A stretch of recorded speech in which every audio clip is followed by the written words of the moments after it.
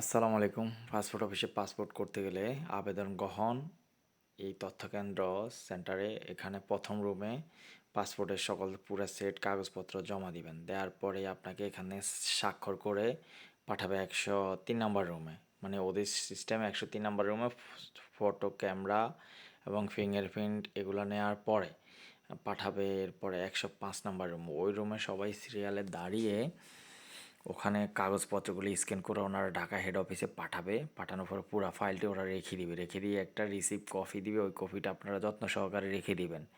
ওই কপিটা যত্ন সহকারে রেখে দিলে যখন আপনার পাসপোর্ট হয়ে আসবে, পাসপোর্ট হয়ে আসার পরে ওই কপিটা দিয়ে আপনি আবার ওদের সেন্টারে গিয়ে সিরিয়ালে দাঁড়িয়ে ওখানে ওই কপিটা দিলে এবং ফিঙ্গারপ্রিন্ট দিলে আপনাকে পাসপোর্ট নতুন বইটা দিবে।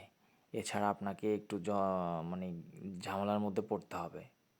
এই সিস্টেমগুলো, এই স্লিপটা আপনাকে দিবে, দিলে এই স্লিপটা যত্ন সহকারে রেখে দিবেন।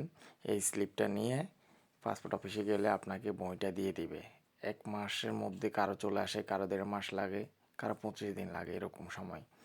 আর পাসপোর্ট করতে গেলে আপনি বিশেষ করে একটু মনোযোগ সহকারে ভালো করে দেখবেন আপনার নাম, স্পেলিংগুলো ঠিক আছে কি না, আপনার বাবার নাম, আপনার মায়ের নাম, আপনার সার্টিফিকেটের সাথে, আপনার আইডি কার্ডের সাথে সব কিছু ঠিক আছে কি না, এগুলো বিশেষ করে ফলো করবেন। অনেক সময় ভুল হয়, নাম্বার একটা ভুল হলে অনেক ধরনের সমস্যা হয়ে যায়, এগুলো মনোযোগ রাখবেন।